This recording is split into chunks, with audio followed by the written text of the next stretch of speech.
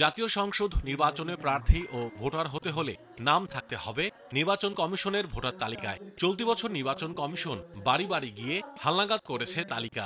একই সঙ্গে চলছে প্রবাসীদের নিবন্ধন কার্যক্রম। ইসি বলছে ৩১ অক্টোবর পর্যন্ত যারা ভোটার হয়েছেন তারাই ভোট দেওয়ার সুযোগ পাবেন ত্রয়োদশ সংসদ নির্বাচনে।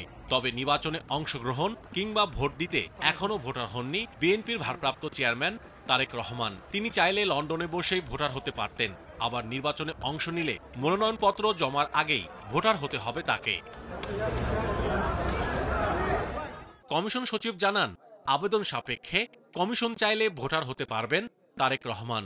৩১ অক্টোবরের আগেও যদি আপনি 18তে হয়ে থেকে থাকেন, কিন্তু আপনি তখনও হননি, কিন্তু পরবর্তীতে ধরেন নভেম্বরের 1 তারিখে হয়েছেন, কিন্তু যেহেতু আমাদের চেক আউট ডেটটা ছিল, কাট অফ ডেটটা ছিল 31 তারিখ পর্যন্ত, কাজে আপনাকে অন্তর্ভুক্ত করার সুযোগটা নাই, কেন ওখানে বন্ধ করতে হবে, কোনো না কোনো জায়গায় একটা সীমারেখা টানতেই হবে।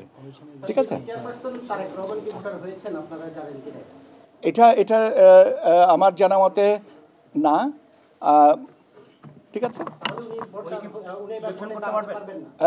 পারতে পারেন যদি কমিশন সিদ্ধান্ত দেয়,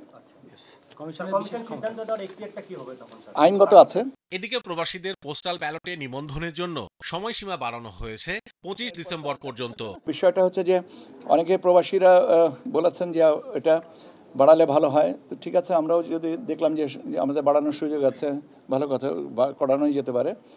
আর দ্বিতীয় জিনিসটা হচ্ছে যে যে সমস্ত জায়গায় টেকনিক্যাল গ্লিচগুলো ছিল সেগুলো আপাতত নেই, এবং এখন সারা বিশ্ব থেকে যে কোনো জায়গা থেকেই আমাদের এই অ্যাপ ডাউনলোড করে যে কেউ ভোটার নিবন্ধন রেজিস্ট্রেশন করতে পারেন ফর ভোটিং।